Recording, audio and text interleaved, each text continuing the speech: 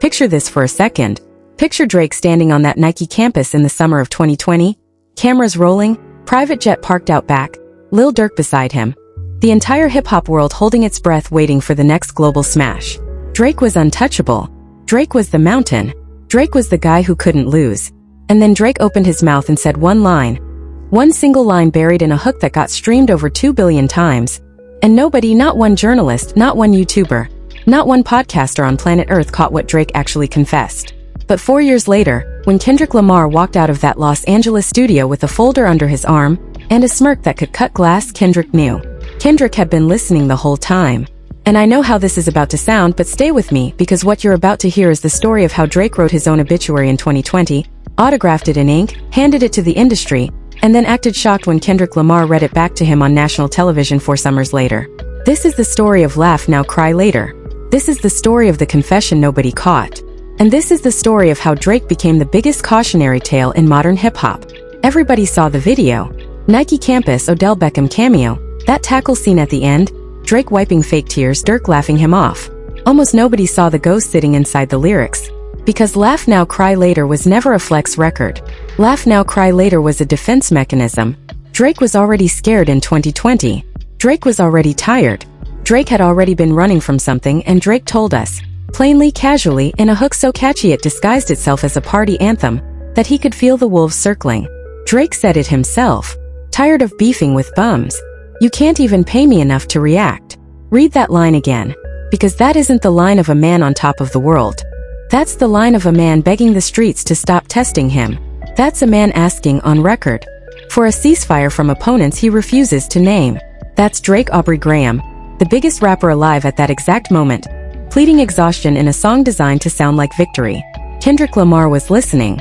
Kendrick Lamar had been listening since 2013 when Kendrick's Control verse ended and Drake decided to laugh it off instead of answering. Kendrick had been listening through the entire Meek Mill saga, through the Pusha T reveal about Adonis, through the Quentin Miller Ghostwriter files, through every single moment Drake weaseled out of a real confrontation with an OVO tier PR pivot. And in the summer of 2020, Kendrick Lamar heard Drake say, tired of beefing with bums. And Kendrick understood something the rest of the world missed. Kendrick understood that Drake had just told the entire genre he was too tired to defend himself anymore. Kendrick filed it away. And 4 years later Kendrick came back to collect. August 14, 2020. Drake drops Laugh Now Cry Later with Lil Durk. The video shatters records. 200 million views in weeks. The hook, sometimes we laugh and sometimes we cry, becomes a TikTok anthem. Drake is celebrating. Drake is untouchable. Drake is running victory laps on Nike's campus, while Odell Beckham runs routes in the background. But listen to what Drake is actually saying underneath the beat. Listen to Drake say, been waking up in the crib and sometimes I don't even know where I'm at. That is not a flex. That is dissociation. That is Drake, arguably the wealthiest musician on the planet, admitting on wax that he wakes up disoriented in his own house. Nobody flagged it. The industry called it introspection. Kendrick Lamar called it evidence. Because Drake's second verse on Laugh Now Cry Later is a museum of paranoia. Drake tells us he's had to check who's playing what songs in what parties. Drake tells us there are people running to the club he can't stand hearing. Drake tells us he's seen enemies attacked and never make it home. And then Drake delivers the line that Kendrick Lamar quite literally would answer in 2024. Drake says, anytime that I run into somebody it must be a victory lap. A victory lap. Now flip forward 4 years. Kendrick Lamar drops Not Like Us. Kendrick Lamar delivers a chorus that erased Drake from the culture in 6 weeks. And what did Kendrick do the moment that song hit #1? Kendrick ran a victory lap. Kendrick performed it at the Pop-Out concert. Kendrick performed it at the Super Bowl. Kendrick performed it in Drake's hometown of Toronto twice, while an entire OVO takeover tried and failed to stop him.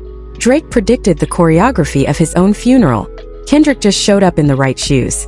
I know how this sounds. This sounds like retroactive pattern hunting. This sounds like the kind of thing a Reddit thread convinces itself of at 3 in the morning. But stay with me because the receipts don't stop at the lyrics.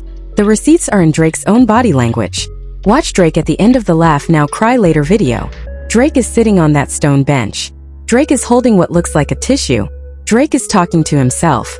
Drake is saying, and I quote, it's been a long fight. It's been a long fight. And I have to have a warrior spirit, and that's all. A long fight. In 2020, before Kendrick had lifted a single finger, Drake, at the peak of his commercial dominance, filmed himself telling the camera he was exhausted from a war we didn't even know he was fighting. And Odell Beckham has to step in. Odell Beckham has to tell Drake, "Don't start that." Odell Beckham has to hand Drake a metaphorical tissue in a scene that Drake himself wrote, directed, and approved. Because Laugh Now Cry Later is what Drake made after Pusha T buried him with the story of Adidon. Laugh Now Cry Later is what Drake made after Kanye West leaked his address. Laugh Now Cry Later is what Drake made after Meek Mill exposed the Ghostwriter file. Laugh Now Cry Later is Drake's carefully manicured comeback record. And inside of it, Drake could not stop bleeding. Every bar is a flex disguising a wound. Every celebration is a therapy session with a Nike sponsorship. Drake wasn't laughing. Drake wasn't crying. Drake was surviving. And the entire genre pretended not to notice. Take that timeline back one more time. Because the Kendrick connection runs deeper than most people realize. In the summer of 2020, right around the same time Laugh Now Cry Later was dominating charts, Kendrick Lamar was locked in a Los Angeles studio working on what would eventually become Mr. Morale and the Big Steppers. Kendrick was silent. Kendrick had not released a solo project in 3 years. And there is a persistent rumor, one that has surfaced on Reddit threads and Genius annotations over the years, that Kendrick's Euphoria diss track from May 2024 contained a subtle interpolation of Laugh Now Cry Later's melody. The producers on Euphoria have never confirmed it, but listen to the two songs back to back. Listen to the rhythmic decay of the hook. Listen to the way Kendrick's cadence bends the exact same way Drake's does, but with venom in the vowels where Drake had melody. Kendrick was not just referencing Drake. Kendrick was quoting Drake back to himself. Kendrick was showing Drake his own reflection in a warped mirror, and daring Drake to say the reflection wasn't him. And that's when I realized something bigger. Kendrick Lamar didn't just win the 2024 beef. Kendrick Lamar had been preparing for it since 2020. Kendrick Lamar had been reading Drake's diaries out loud on Wax and Drake. Aubrey Graham, the most commercially successful rapper in history, had been handing Kendrick pages one album at a time. And that's not a theory. That's a pattern. That's a documented 6-year forensic timeline where Drake kept dropping breadcrumbs and Kendrick kept collecting them, silent as a monk in a monastery, patient as a hunter in a blind, waiting for the exact moment the culture would be paying attention. The most damning line on Laugh Now Cry Later is the one everyone's saying without hearing. Sometimes we laugh and sometimes we cry, but I guess you know now. I guess you know now. That is not a party lyric. That is a confession under a chorus. Drake was speaking directly to somebody. Drake was addressing a specific listener. And in 2020, everybody assumed Drake was talking to a woman. In 2024, when Kendrick Lamar dropped Meet the Grahams, a song where Kendrick literally addresses Drake's family members by name, the hip-hop world finally understood. The you in Laugh Now Cry Later's chorus was never a woman. The you was every rival Drake had ever wronged. The you was every ghostwriter Drake had ever buried. The you was every artist Drake had industry planted out of the spotlight.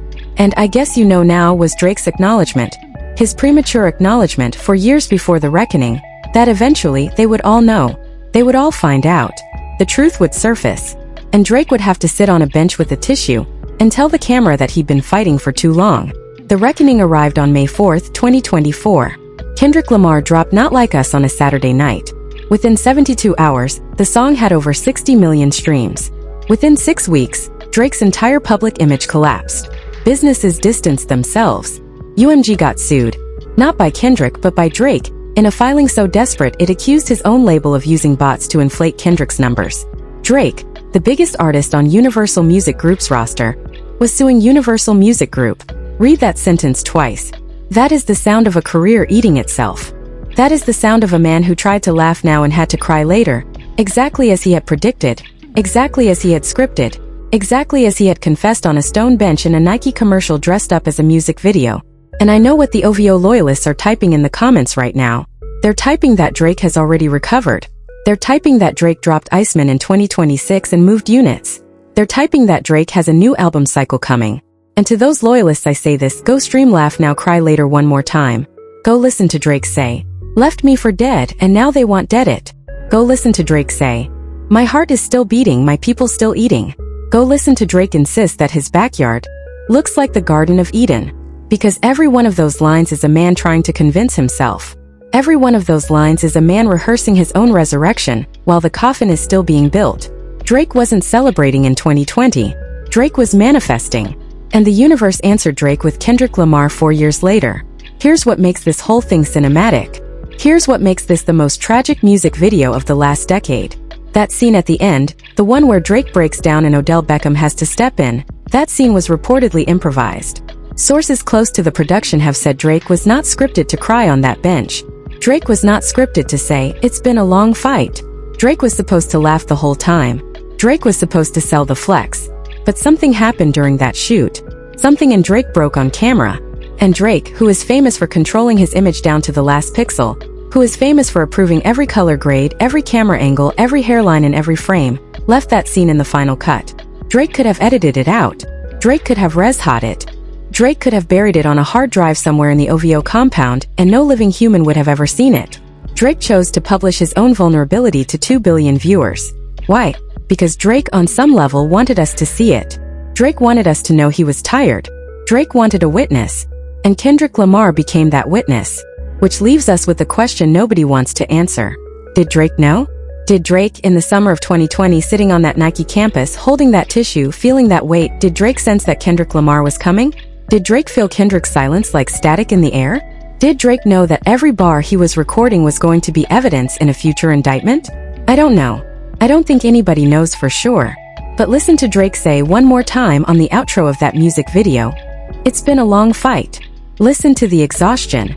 Listen to the surrender. And then listen to Kendrick Lamar say, for years later on Not Like Us, sometimes you gotta pop out and show them. Pop out. A victory lap. The exact language Drake used in 2020. Kendrick didn't invent the vocabulary of Drake's downfall. Drake wrote the dictionary. Kendrick just published the book. And that's not even the worst part. Because in 2026 right now, Drake is still fighting. Drake is still releasing music. Drake announced Iceman. Drake teased fear of missing out. Drake is running that OVO takeover of Toronto during Kendrick's own tour stops. Drake refuses to acknowledge what Kendrick did. Drake refuses to sit with the loss. Drake keeps laughing on wax while the entire culture watches him cry between takes. And that is the tragedy of laugh now cry later. Not that Drake predicted his downfall. Not that Kendrick Lamar heard the prediction and delivered on it. The tragedy is that Drake still believes he can outrun the second verse of his own song. Drake still believes he can flip the chorus. Drake still believes that if he laughs loud enough through Iceman, through the UMG lawsuit, through the OVO takeover, through whatever comes next, he can outrun the cry. But we heard the confession. Kendrick heard it first. The rest of us caught up in 2024. And the entire genre is now watching a man run laps around his own gravesite while the beat plays on. Take a step back with me. Zoom out for 1 second. Because Laugh Now Cry Later isn't just a Drake song anymore. Laugh Now Cry Later is a case study in how the biggest artist in the world telegraphed his own collapse in real time and nobody, not Complex, not Rolling Stone, not Genius, not one music journalist flagged it while it was happening. That is a media failure. That is a cultural failure. That is the failure of an entire industry that treated Drake as too big to fail, too commercial to critique, too billboard-friendly to fact-check. And when Kendrick Lamar finally did the fact-checking, the industry didn't defend Drake. The industry pivoted. The industry has always pivoted.